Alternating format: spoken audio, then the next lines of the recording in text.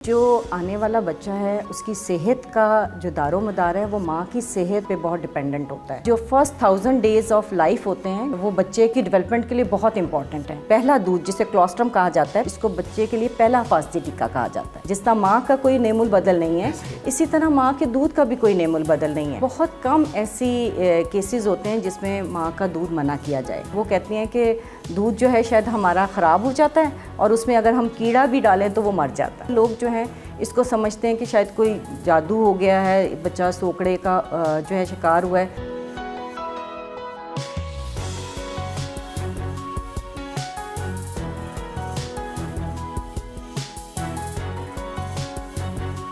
السلام علیکم ناظرین، شیئرنگ آف پروفیشنل وزڈم کے ساتھ میں ہوں آپ کا میزبان علی رحمان خالد۔ ناظرین، آج جو مہمان ہمارے ساتھ موجود ہیں وہ ہیڈ آف ڈپارٹمنٹ ہیں سوشل اینڈ پریونٹیو پیڈیاٹرکس کی، اور اس کے ساتھ ساتھ یہ اپنی سروسز دے رہی ہیں فاطمہ جناح میڈیکل یونیورسٹی اور گنگا رام ہاسپٹل میں۔ ہم ان سے جانیں گے کہ انہوں نے میڈیکل کی فیلڈ کا انتخاب کب اور کیسے کیا، اور خاص طور پہ یہ جو ایک لیکٹیشن کلینک ہے اپنے ہاسپٹل کے توسل سے یہ چلا رہی ہیں، اس میں یہ کیا کیا سروسز دے رہی ہیں اور کیا کیا کام کر رہی ہیں۔ السلام علیکم ڈاکٹر صاحبہ، کیسی ہیں آپ؟ ٹھیک ہیں؟ وعلیکم السلام، بالکل ٹھیک ٹھاک۔ میم، سب سے پہلے تو مجھے یہ بتائیے گا کہ میٹرنل ایشوز جو ہیں وہ پہلے کی نسبت کافی تیزی سے اب بڑھ گئے ہیں اور اس میں بیماریاں بھی کافی انکریز ہو گئی ہیں۔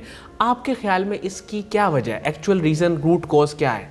دیکھیں، جو میٹرنل ایشوز ہیں اس میں زیادہ تر تو جو اگر ہم کاز کہیں تو وہ ان اویئرنیس کاز بنتی ہے، کیونکہ دیکھنے میں یہی آیا ہے کہ مائیں جو ہیں اپنی صحت کے حوالے سے بھی جو ہے زیادہ پرواہ نہیں کرتی ہیں، اور اس میں بہت سے فیکٹرز ہیں جس میں جو ہے سوشل فیکٹرز بھی رول پلے کرتے ہیں، ایجوکیشنل لیول بھی رول پلے کرتا ہے، اور دوسرا یہ کہ جو پراپر اویئرنیس ہوتی ہے وہ ماؤں کو نہیں ملتی، یعنی کہ اپنی صحت کا خیال کیسے کرنا ہے، اپنے سٹریس کو ریلیف کیسے کرنا ہے، اور اگر ضرورت پڑے تو کس کے ساتھ کہاں پہ انہوں نے جانا ہے، اور اپنی خوراک کا کیسے خیال رکھنا ہے۔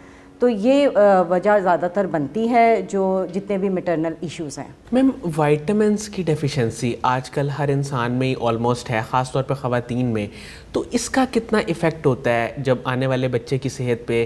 تو اس کے حوالے سے تھوڑا سا بتائیں۔ دیکھیں، جو آنے والا بچہ ہے اس کی صحت کا جو دار و مدار ہے وہ ماں کی صحت اور ماں کی خوراک پہ بہت ڈپینڈنٹ ہوتا ہے، اور اب تو سائنس نے یہ ایویڈنس دیا ہے کہ جو پہلے یعنی کہ اینٹی نیٹل کے دوران جو ماں کی خوراک ہے، بلکہ اب تو کہہ رہے ہیں کہ پری کنسیپشن جو ہے، کنسیپشن سے پہلے بھی جو ماں کا نیوٹریشنل سٹیٹس ہے اس کا بھی افیکٹ آنے والے بچے پہ بہت زیادہ ہے۔ اور جو فرسٹ 1000 ڈیز آف لائف ہوتے ہیں جس میں جو 9 منتھس آف پریگنینسی اور 2 ایئرز آفٹر برتھ جو ہے وہ بچے کی جو ہے صحت کے لیے اور اس کی ڈیولپمنٹ کے لیے بہت امپورٹنٹ ہے، اور اس میں جو آپ دیکھ لیں کہ 9 منتھس میں ماں کا جو نیوٹریشنل لیول ہے، ماں کا سٹریس ہے، اور ماں کا جو ہیلتھ سٹیٹس ہے وہ سب جو ہے بچے پہ افیکٹ کرتا ہے۔ اور پیدائش کے بعد اس میں بہت بڑا رول ہے کہ ماں اپنے بریسٹ فیڈ کرواتی ہے کہ نہیں کرواتی،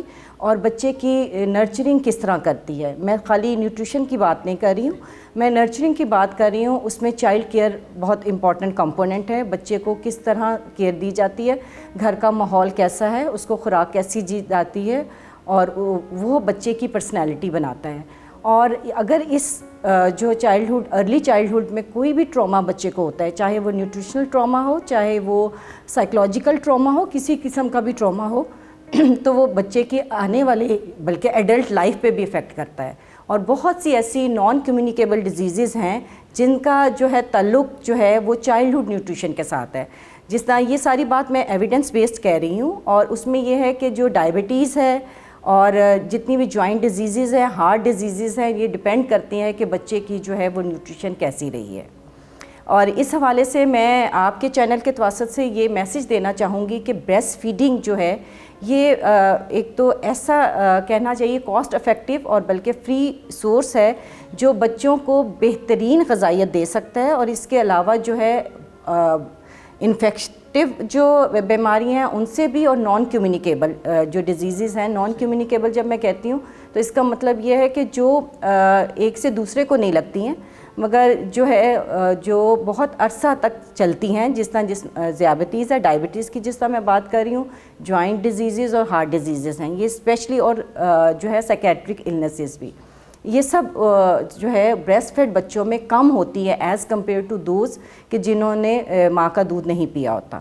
میم امیونٹی کو اسٹرانگ کرتا ہے یہ؟ بالکل. دیکھیں اس کو کہا جاتا ہے کہ ماں کا اگر بچہ پہلا دودھ جسے کلوسٹرم کہا جاتا ہے، پیدائش کے آدھے گھنٹے کے اندر اگر شروع کیا جائے اور یہ پہلے 3 دن اویلیبل ہوتا ہے، یہ ایک سنہری دودھ ہوتا ہے، اور یہ اس میں جو امیون فیکٹرز ہیں اور وائٹامن اے کی بہت زیادہ تعداد ہوتی ہے، اور اس کو بچے کے لیے پہلا حفاظتی ٹیکہ کہا جاتا ہے. میم مجھے یہ بتائیے گا، آپ کے خیال میں کون سی ایسی وجوہات ہیں جس کی وجہ سے آج کل خواتین بریسٹ فیڈنگ کی طرف نہیں جاتی بلکہ وہ کوئی اور دودھ ان کو پلانا پسند کرتی ہیں؟ تو اس کی ریزن کیا ہے؟ کہیں اویئرنیس کی کمی ہے یا کوئی پرابلم ہے؟ اس کو پھر کیا حل؟ دیکھیں پہلے تو ہمارا کلچر یہ تھا کہ مائیں اپنا دودھ پلاتی تھیں. اب آہستہ آہستہ جب یہ فارمولا ملک آیا، انٹروڈیوس ہوا، تو ایک یہ نئی چیز ماؤں کو لگی، اور پھر ظاہر ہے کہ پھر وہ آہستہ آہستہ ٹرینڈ یہ بنتا چلا گیا. اب دیکھیں ہم لوگ سارے جو ہے نا وہ ٹرینڈ فالوور ہوتے ہیں. اب یہ ہے کہ بہت کم مائیں جو ہیں، اور ایلیٹ فیملی جو ٹرینڈ سیٹرز ہوتے ہیں وہاں پہ بھی بریسٹ فیڈنگ ریٹ بہت کم ہے. باہر کے جو ہے ممالک وہاں پہ بھی کم ہے. دیکھیں اس میں یہ ہے کہ جب فارمولا ملک انٹروڈیوس ہوا اور اس کی بہت زیادہ مارکیٹنگ کی گئی، اور ان نوئنگلی جو ہے ہیلتھ پروفیشنلز نے بھی اس کو جو ہے لکھنا شروع کیا گیا، تو اس کا یہ نہیں لوگوں کو پتہ تھا کہ اس کے بعد میں کیا نقصانات ہوں گے، اور آہستہ آہستہ جو ہے جو بریسٹ فیڈنگ کا کلچر ہے وہ ختم ہو گیا. اب جو ہے گورنمنٹ کی جو ہے کوشش یہ ہے کہ WHO یونیسیف کی مدد سے جو ہے بیبی فرینڈلی ہاسپٹل انیشیٹو پہ کام ہو رہا ہے، اور سر گنگا رام ہاسپٹل جو ہے وہ پہلے بھی 2 دفعہ سرٹیفائیڈ ہے. اب دوبارہ جو ہے اس سلسلے میں کام ہو رہا ہے، اور ہم نے اس سلسلے میں ہیلتھ پروفیشنلز کی ٹریننگ کروائی ہے اسپیشلی، اور ہم انشاءاللہ دوبارہ سے جو ہے بیبی فرینڈلی ہاسپٹل انیشیٹو کا سرٹیفائیڈ ہو جائیں گے، اور اس میں ہم جو ہے بریسٹ فیڈنگ کو ڈے 1 سے ہی پروموٹ کرتے ہیں. کیونکہ جب ایک ڈاکٹر یا ہیلتھ پروفیشنل اگر ماں کو کہے گا کہ آپ کا دودھ سب سے بہتر ہے تو وہ ماں مانے گی. اب یہ ہوتا ہے کہ جب فارمولا ملک لکھ دیا جاتا ہے تو ماں کے ذہن میں یہ ہوتا ہے کہ یہ شاید میرے دودھ سے بھی زیادہ بہترین کوئی دودھ ہے جو ہمیں لکھ کر دیا گیا ہے. تو اب ایسا نہیں ہے، اور یہ جو ہے اس کی اویئرنیس نہیں ہوتی ہے. تو اب یہ کوشش کریں گے کہ ماں کے ساتھ ہیلتھ پروفیشنلز کا جو بھی کانٹیکٹ ہوتا ہے، چاہے وہ کسی ایلمنٹ کی وجہ سے ہو یا کوئی ویسے ہی ہیلدی وزٹ ہو، اس میں بھی ہم ماں کو جو ہے وہ کاؤنسل کریں، اس کو اویئر کریں تاکہ اس کو پتہ لگے کہ بریسٹ ملک کی کتنی جو ہے وہ خصوصیت ہے، اور ماں کے دودھ کا کوئی نعم البدل نہیں ہے. جس طرح ماں کا کوئی نعم البدل نہیں ہے، اسی طرح ماں کے دودھ کا بھی کوئی نعم البدل نہیں ہے. اور ماں کی جو ہے ساری جس بیماری سے ماں کے اندر امیونٹی ہے، اس کے علاوہ دوسرے امیون فیکٹرز اور جو غذائیت ماں لیتی ہے، اس سب کا اثر جو ہے وہ ماں کے دودھ میں کے ذریعے سے بچے میں جاتا ہے. اور جو سب سے بڑی بات میں بتانا چاہتی ہوں، جو ایک ممتا ہے، ایک جو ماں کی ممتا کا جو عکس ہے، وہ جو دودھ کے ذریعے جاتا ہے وہ کوئی بھی دودھ نہیں دے سکتا. میم مجھے یہ بتائیے گا، آپ ماشاءاللہ سے ٹیچنگ بھی کر رہی ہیں اور میڈیکل کے پروفیشن سے بھی وابستہ ہیں. ابھی حال ہی میں آپ کے ادارے نے اور آپ نے مل کے لیکٹیشن کلینک کا آغاز کیا ہے.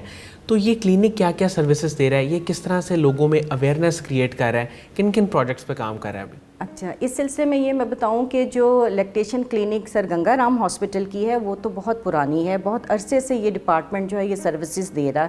اور پھر جب بیبی فرینڈلی ہاسپٹل انیشیٹو آیا اور جو گورنمنٹ کے انیشیٹو سے اسٹیبلائزیشن سینٹر بنے، جس میں جو ہے لیکٹیشن کارنرز بھی بنائے گئے، اور یہ جو اسٹیبلائزیشن سینٹرز ہیں یہ سوکڑے کے بچے جو میل نرش بچے ہوتے ہیں ان کی ٹریٹمنٹ کے لیے سینٹرز بنائے گئے ہیں. یہ پنجاب حکومت نے تقریباً ہر بڑے ہاسپٹل میں جو ہے یہ سینٹرز بنائے ہیں، اور یہاں پہ جو ہے امپورٹڈ جو ہے وہ ڈائٹ آتی ہے، تھراپیوٹک ڈائٹ، جس سے ہم میل نیوٹریشن کو ٹریٹ کرتے ہیں. تو جو اس جو لیکٹیشن کلینک اور کارنرز کا جو مقصد ہے وہ یہی ہے کہ ماں کو اویئرنیس دی جائے، اور پھر جو ہے دیکھیں ایک تو اویئرنیس ہوتی ہے کہ ان کو بتایا جائے کہ اس کی افادیت کیا ہے. پھر جب لیکٹیشن ماں کرانا چاہتی ہے تو اس کو بعض اوقات بہت ڈیفیکلٹیز فیس کرنی پڑتی ہیں، مشکل ہوتی ہے. تو اس کی سپورٹ کے لیے بھی وہاں پہ جو ہے نا جو سرٹیفائیڈ اور جو ہے ٹرینڈ سٹاف موجود ہے.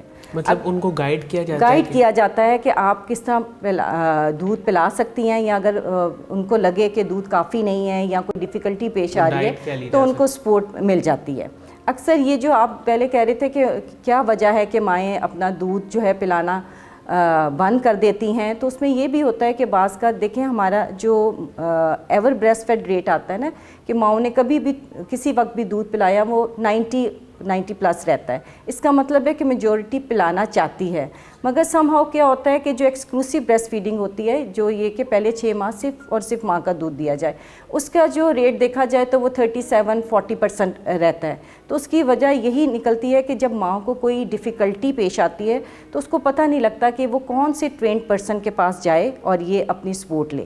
تو اب یہ جو انیشیٹو چلے ہیں اور جو ہماری لیکٹیشن کلینک ہے، لیکٹیشن کارنرز ہیں، اس سے ڈیفینیٹلی بہت چینج آئے گی. اچھا میم، آپ کی موجودگی کا فائدہ اٹھاتے ہوئے میں یہ سوال بھی لازمی پوچھوں گا کہ کون سی ایسی بہت جو جسے کہہ لیں کہ ڈینجرس ڈیزیزز ہیں جس میں واقعی ڈاکٹرز بھی منع کر دیتے ہیں کہ آپ اپنا دودھ بچے کو نہ پلائیں، یا ایسی کون سی سچویشن ہوتی ہے جس میں منع کر دیا جاتا ہے، تاکہ وہ بھی ایک ہمارا میسج چلا جائے، اویئرنیس لوگوں کو کہ اگر یہ پرابلم ہے پھر تو آپ ایسا کر سکتے ہیں لیکن ادروائز آپ ایسا نہیں کر سکتے؟ دیکھیں بہت کم ایسی کیسز ہوتے ہیں جس میں ماں کا دودھ منع کیا جائے، اور اس میں یہ ہوتا ہے کہ اگر تو ماں کوئی کینسر کی ڈرگز لے رہی ہے اس میں ہوتا ہے، یا امیونو کمپرومائزڈ ہے، بہت ill ہے، تب جو ہے وہ منع کیا جاتا ہے. یا کوئی اگر بچے میں کوئی ایسی جو ہے بیماری ہے جس میں ماں کا دودھ جو ہے وہ ہضم نہیں کر سکتا تو تب منع کیا جاتا ہے.